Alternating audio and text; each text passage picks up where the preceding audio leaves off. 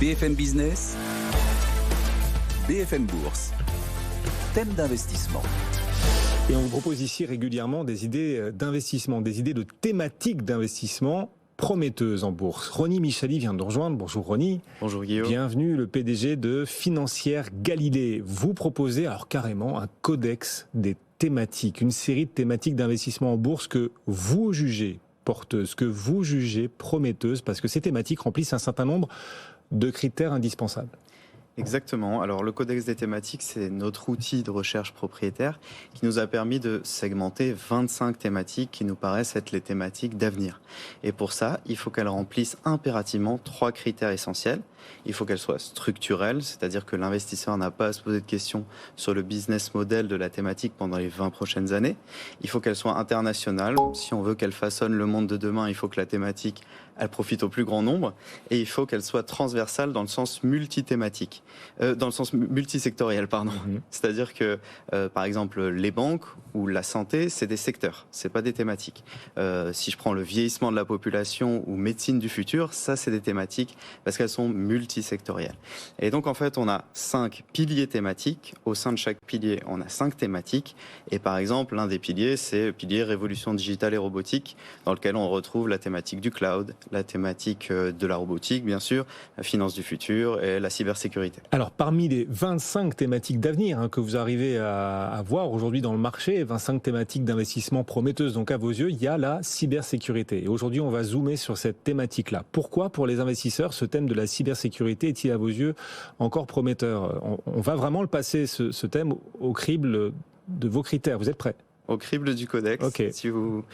On peut se demander d'une part déjà si la thématique est structurelle, internationale et transversale. Alors sur ce critère-là, est-ce que la thématique de la cybersécurité vous semble remplir à la fois la condition structurelle, internationale et transversale ? Allons-y. Alors c'est une thématique jeune, mais en même temps elle évolue dans un monde hyper digitalisé, avec l'essor bien sûr du télétravail depuis la pandémie. On a connu une explosion des clouds sécurisés, parce que c'est pas tout de mettre les gens en télétravail, il faut qu'ils aient accès à leurs données de manière sécurisée. Il y a une explosion aussi des VPN, un essor des plateformes de e-commerce aussi, un essor de l'internet des objets et de l'intelligence artificielle qui nous accompagne un peu dans le monde de tous les jours. Et donc on estime à la Financière Galilée que ce marché de la cybersécurité, il a devant lui jusqu'en 2030 à peu près 14% par an de croissance. Donc c'est vraiment une thématique structurelle. Il représente à peu près 200 milliards aujourd'hui. D'ici 2030, il devrait représenter à peu près 600 milliards. International, bien sûr, le cyberespace, il est mondial. Les problématiques de disponibilité, d'intégrité, de confidentialité des données, elles sont bien sûr partagées par tous les pays, sauf peut-être quelques pays ermites où Internet est proscrit, mais enfin bon, sinon c'est vraiment mondial. Et transversal, bien sûr. Le secteur de la technologie est concerné. J'ai dit, elle est multisectorielle, mais également le secteur des télécoms qui œuvrent à la sécurité et à l'organisation des serveurs, à la protection des terminaux. Et également le secteur de l'assurance avec les cyberassurances, parce que c'est pas tout de se protéger pour ne pas être attaqué. Lorsqu'on est attaqué, qu'est-ce qui se passe ? Qui paye ? Thématique transversale, internationale et structurelle, les trois à la fois, la cybersécurité. Un autre critère qui, à vos yeux, rend la cybersécurité attractive pour les investisseurs, ce sont les performances boursières et le rapport entre performance boursière, valorisation et risque associé.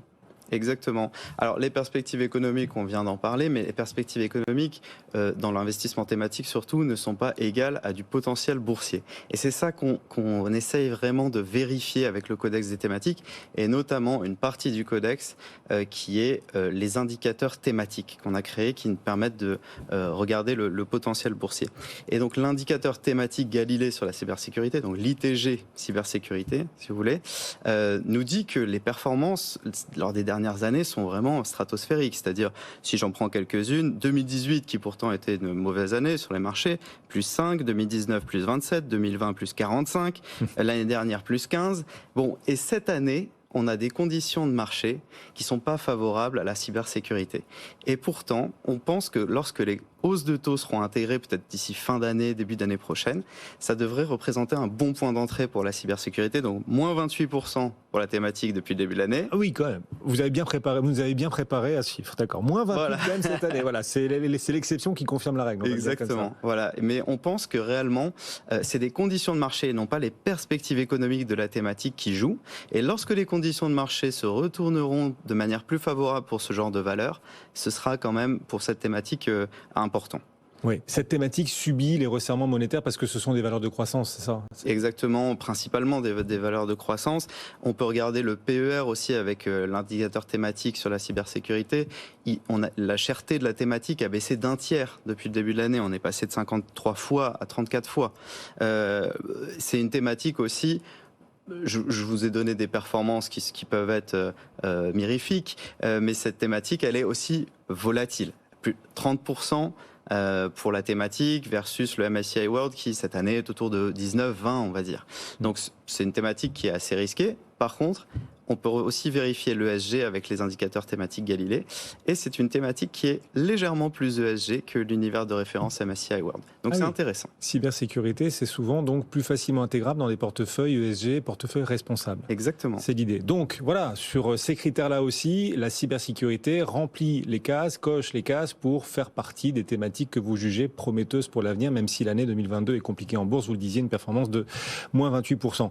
Bon, tout le monde se rend bien compte à travers l'actualité quotidienne, la guerre en Ukraine, les cyberattaques contre même des hôpitaux, même ici en France, que cette thématique a de l'avenir. Même dans notre vie quotidienne, la cybersécurité devient un enjeu crucial, fondamental, incontournable. Tout à fait. Y a même des exemples parfois dramatiques. Je ne sais pas si vous aviez suivi, mais en septembre 2020, à l'hôpital universitaire de Düsseldorf, en Allemagne, la cybersécurité avait fait sa première victime, c'est-à-dire que l'hôpital avait été piraté, et puis les médecins du service d'urgence n'avaient pas pu accéder au dossier médical de la patiente qui était décédée. Donc réellement, ça a de grosses implications. Les techniques favorites des pirates sont bien sûr le phishing, donc ils vont essayer de vous extorquer des données personnelles, le ransomware, donc ils vont essayer de prendre en otage des données personnelles et d'exiger le paiement d'une rançon. Et vous avez aussi l'ingénierie sociale, où à ce moment-là, c'est plutôt une manipulation psychologique qui va faire qu'ils vont exiger un bien, un service ou même un virement. C'est la fameuse arnaque au président, par exemple, qu'on connaît. Est-ce que malgré tout, parce que la perfection n'est pas de ce monde, parce que la thématique perd 28% quand même depuis le début de l'année, est-ce qu'on peut insister sur les points faibles pour ceux qui se demandent s'il vaut le coup aujourd'hui, au cours actuel, au niveau de valorisation que vous avez décrit aussi, qu'on est quand même à 34, ça reste largement supérieur à la moyenne du marché. Tout à fait. Pour ceux qui s'interrogent donc, est-ce qu'on peut aussi mettre en avant les points faibles ou les risques associés à cette thématique de la cybersécurité en bourse ? Alors écoutez Guillaume, je pense qu'il y a deux points faibles principaux. Il y a le fait que les acteurs de la cybersécurité peuvent être moins innovants finalement que les hackers.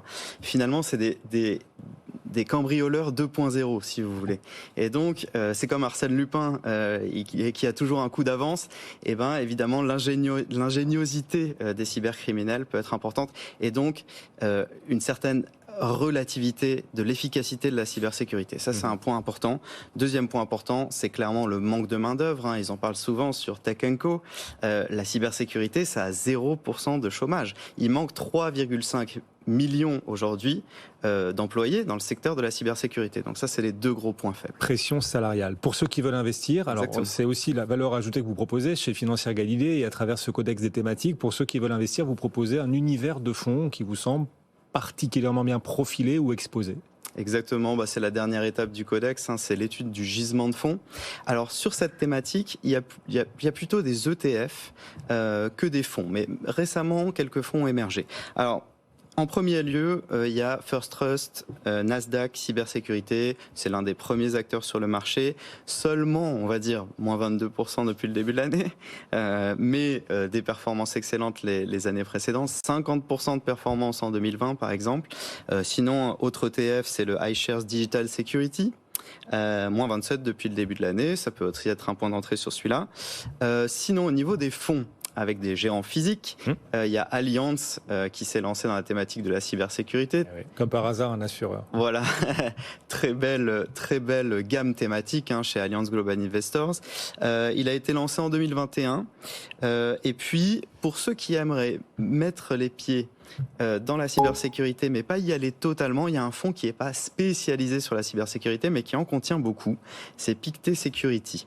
C'est un fonds sur la thématique de la sécurité en général, mais il détient plus d'un quart de cybersécurité dans ses valeurs. Et ça peut être intéressant pour les investisseurs qui veulent juste commencer à investir un petit peu sur ce thème. Voilà quelques idées, des idées de fonds de gestion dans lesquelles pourquoi pas investir si la thématique vous séduit, vous qui nous suivez aujourd'hui. Merci beaucoup Ronny d'être passé nous voir. Merci Guillaume. Ronny Michali, PDG de Financière Galilée, l'un des plus jeunes patrons aussi dans cet univers de la finance. Vous avez quel âge Ronny ? J'ai 35 ans. 35 ans. Ben voilà. Merci de nous avoir accompagnés en direct. Merci beaucoup. À bientôt et vous viendrez régulièrement nous présenter les thématiques comme ça à fort potentiel au crible des critères du codex que vous proposez. Avec plaisir. À bientôt, bon retour. Dans un instant, Merci. la séance en direct, on va rejoindre Mathieu Serron depuis Perceval, puis juste après les cryptos, nos pros des cryptos comme chaque vendredi. À tout de suite sur BFM Business.